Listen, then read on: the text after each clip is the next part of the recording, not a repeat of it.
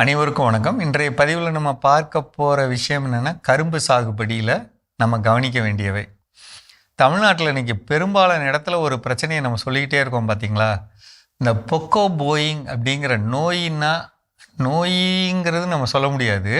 அது என்ன அப்படின்னா, கரும்போட மேலே இந்த கொளுத்தாடைன்னு சொல்கிறாங்க இல்லைங்களா? இந்த இடத்துல இருக்கக்கூடிய இலையை பிரித்து பார்த்தோம்னா உள்ளே மாவு பூச்சி இருக்கும். இது கடிக்கிறப்ப இருக்கிற சாரெல்லாம் உறிஞ்சிறப்ப இந்த இடம் ஃபுல்லாக காஞ்சு போயிடும். அது கடிக்கிறப்ப வரக்கூடிய திரவத்தில் பனி பட்டா பூஞ்சை தொற்று வந்துடும். ஓகேங்களா? இலையோ பிரித்து பார்க்குறீங்க, ப்ரௌனாக இருக்குது அப்படின்னா பிரித்து பார்க்குறீங்க, பார்த்தா உள்ள மாவு பூச்சி இருக்கும். எப்படி தெரியும்? வெள்ளை வெள்ளையாக இருக்கும். இன்னொன்று, பயிரோட உடம்புல இந்த இடத்துல ஓட்டை போட்டிருக்கும். அதுக்கு மேலே ஒரு கோடு, கீழே ஒரு கோடு, அல்லது தண்டு வெடிச்சிருக்கும், உள்ள சிவப்பாக இருக்கும். அதுக்கு பேர் சிவப்பு அழுகல். சாமி, பொதுவாக மழைக்காலம் முடிஞ்சதுக்கப்புறம் அதிக ஈரமுள்ள பயிர்களில் நம்ம ரெண்டாவது கரும்பு போட்டுக்கிட்டே இருக்கக்கூடிய நிலத்துலலாம் நூற்புழு தாக்கம் அதிகமாக இருக்கும். அதை சரி பண்ண 200 லிட்டர் தண்ணியில் உங்களுக்கு பிடிச்சாலும் பிடிக்கலைன்னாலும் குறைந்த விலையில் சரி பண்ணணும்னா 200 லிட்டரில் 1 லிட்டர் ட்ரைகோடர்மா விரிடி, முக்கியமாக 1 லிட்டர் பாசிலோமைசிஸ், இது ரெண்டும் கலந்து 1 கிலோ நாட்டு சர்க்கரை அல்லது 1 லிட்டர் மீன் அமிலம் கலந்து வச்சுட்டு, பொட்டாஷ் பாக்டீரியா 1 லிட்டர், வேம்னு ஒரு திரவம் இருக்கும் 1 லிட்டர், அல்லது வேமுங்கிற பவுடர் 2 கிலோ. அதுதான் ரொம்ப முக்கியம். அதுதான் மண்ணில் இருக்கக்கூடிய சுண்ணாம்பை எடுத்து கொடுக்கும். வேம் சாம்பல் எடுத்து கொடுக்கும். அப்போ தான் கரும்பு திடமாக இருக்கும். கரும்பு நோய் கிருமிகளை எதிர்க்கிற திடனை அந்த வேரில் வச்சுருக்கும். நீங்கள் இதை கொடுக்கலைன்னா வெறும், அதாவது இதெல்லாம் எப்படின்னா, பிரச்சனை வர்றதுக்கு காரணமே என்னென்னா, வெறும் சோதனை மட்டுமே திங்கிற மாதிரி. சாம்பார் ஊற்றுனா தான் அது ஆகும். வெறும் சோறு மட்டுமே சாப்பிட்ற மாதிரி தான் நம்ம உணவு முறைகள் கொடுக்குறோம். அதோட பிரச்சனை ஏன்னா, கடையில் என்ன சொல்கிறோம், அங்கே யூரியா தான் வச்சுருந்தாங்க நான் அதை வாங்கி போட்டேன், இதுதான் வச்சுருந்தாங்க நான் இதை வாங்கி போட்டேன். எதுக்கு செய்யணுமோ அதை செய்யணும். மழைக்காலம் முடிஞ்சவுடனே சாம்பல் சத்து முக்கியம், சுண்ணாம்பு சத்து முக்கியம். நான் அதுக்காக தான் நான் திருப்பி சொல்கிறேன். நீங்கள் கெமிக்கலில் கூட பண்ணிட்டு போங்க, ஆனால் இது என்ன செய்யணும் அப்படிங்கிறத தெரிஞ்சு செய்யுங்க. ஜனவரி மாதமும் பிப்ரவரி மாதமும் அதோடைய பராமரிப்பில் ரொம்ப ரொம்ப முக்கியமானது. தண்ணீர் கொடுக்கணும், வேர் அழுகாமல் பார்த்துக்கணும், சாம்பல் கொடுக்கணும், சுண்ணாம்பு கொடுக்கணும். அதே மாதிரி தெளித்து ஸ்ப்ரேயரில் அடிக்க முடியும்னா அடிக்கணும். ஒருவேளை அடிக்க முடியலன்னா பவர் ஸ்ப்ரேயர் வரப்பில் வச்சுக்கிட்டு நிலம் ஃபுல்லாக அடித்து விடலாம். அப்படி முடியலன்னா ட்ரோன் வச்சு செய்யலாம். எது முடியும்னு பாருங்கள். ஆனால் கொடுக்கணும். எப்படி, என்னென்ன கொடுக்கணும்? அந்த மாவு பூச்சி போகிறதுக்காக வெர்டிசிலியம் லக்கானி 150 லிட்டர் தண்ணிக்கு 1 லிட்டர் வெர்டிசிலியம் லக்கானி. வெடிப்பு வரக்கூடாது அல்லது தண்டு துளைப்பான் வரக்கூடாது. மெட்டாரைசியம் 1 லிட்டரு, 150 லிட்டருக்கு 1 லிட்டரு. இலைகள் சரியாக வரணும். போரான் சத்துக்காக சோளு பாருங்கிற போரான் பவுடர் 300 கிராம். ஒரு சத்து கிடைக்கணும், கடல் பாசி உரம் 1/2 லிட்ரு. இன்னொரு சத்து கிடைக்கணும், மீன் அமிலம் 3 லிட்டர் அல்லது பஞ்சகாவி அல்லது ஈயம் கரைசல் 3 லிட்டரு. இந்த அமைப்பை நீங்கள் ட்ரோனில் ஊற்றி அடித்தா கூட ட்ரோனில் ஊற்றிட்டு மிச்ச தண்ணியை ஊற்றி நிலம் ஃபுல்லாக 1 ஏக்கர் நிலத்தில் அடித்து விட்றணும்.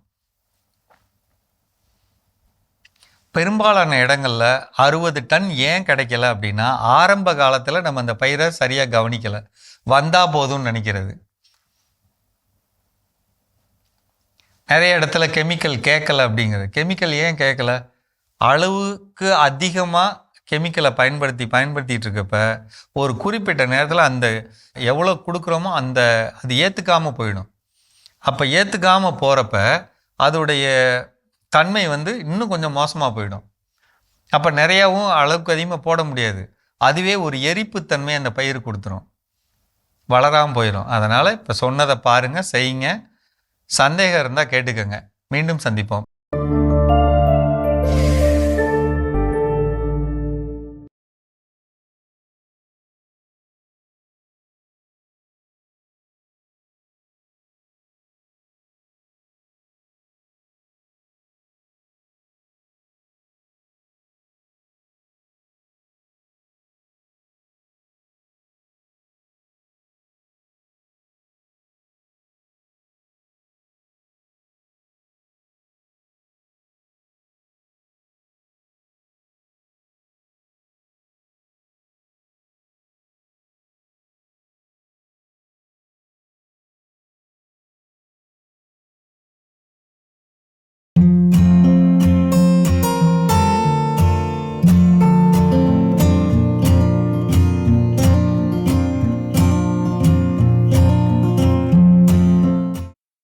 அன்பான மாதா தொலைக்காட்சி நேயர்களுக்கு வணக்கம்.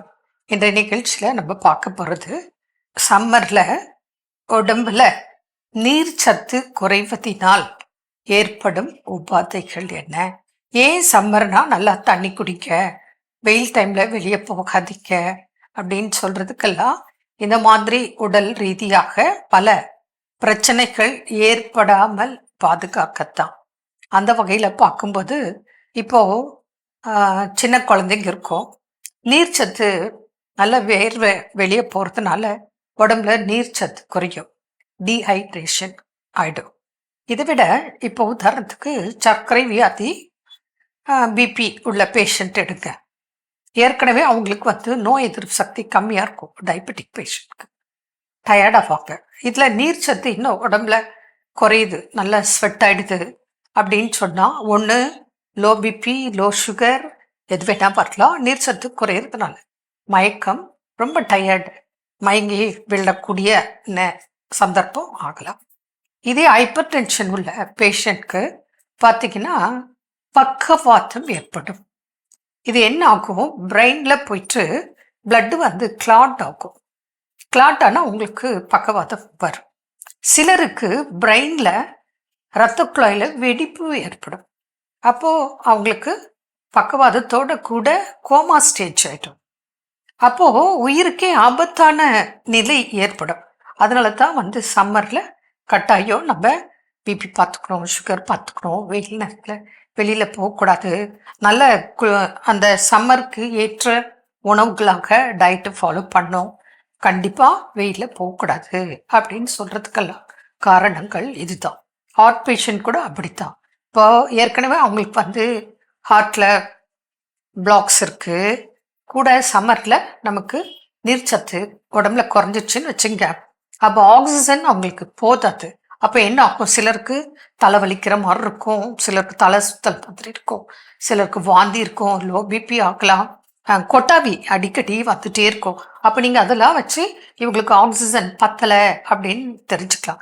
அந்த நேரத்தில் அமைதியாக வெளியில் எங்கேயும் போகாமல் வீட்டிலே இருந்தால் கூட உட்காந்து கூட இருக்காதீங்க, படுத்துட்டு அமைதியாக நல்ல தண்ணி நிறைய குடிச்சிட்டு நல்லா ஃபேனை போட்டுட்டு ரிலாக்ஸாக படுத்துட்டு இது பாருங்க, இந்த முத்திரை பண்ணணும். இந்த முத்திரை இப்படி வச்சுட்டு அப்படியே ஒரு 20 minutes ப்ரீத்திங் எக்ஸசைஸ் பண்ணிங்கன்னா இது ஆக்சிஜன் லெவலில் இன்க்ரீஸ் ஆகும்.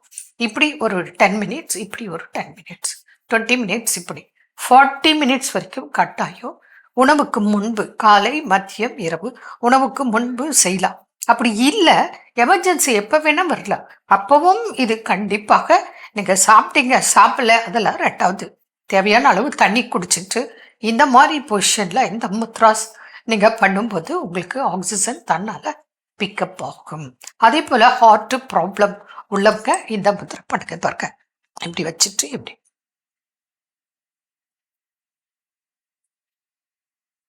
இதை இங்கே வைக்கணும், இதை இங்கே பிடிக்கணும், இப்படி வச்சுக்கணும், 2 கையில் இப்படி வச்சுட்டு அமைதியாக நீங்கள் படுத்துறது ப்ரீத்திங் எக்ஸசைஸ். இது சம்மருக்கு எமர்ஜென்சிக்கு செய்யக்கூடியது. இதையே தினந்தோறும் காலையில் நைட்டு சாப்பாட்டுக்கு முன்னாடி இது ஹார்ட்டுக்கு, இது நமக்கு ஆக்சிஜனுக்கு, ஹார்ட்டுக்கு, எல்லாத்துக்கும். அப்போது நீங்கள் இதை தினந்தோறும் காலை இரவு உணவுக்கு முன்பு ஒரு 20 minutes செய்யலாம். இதே எமர்ஜென்சினா நீங்கள் எவ்வளோ நேரம்னாலும் வச்சிட்ருக்கலாம். இதுதான் உங்களுக்கு ஃபஸ்ட் எய்ட் மாதிரி வீட்டில் இருந்து. அதுக்கப்புறம் நீங்கள் டாக்டர்கிட்ட போகிறது, டாக்டரை பார்க்குறது அதெல்லாம் பண்ணிக்கலாம். அதே போல் உணவு கட்டுப்பாடு கண்டிப்பாக இருக்கணும். சுகர் ரெகுலராக செக் பண்ணிக்கோங்க. வீட்லேயே இப்போது நம்ம தான் குளுக்கோமீட்டர் இருக்குல்ல, பார்த்துக்கலாம்.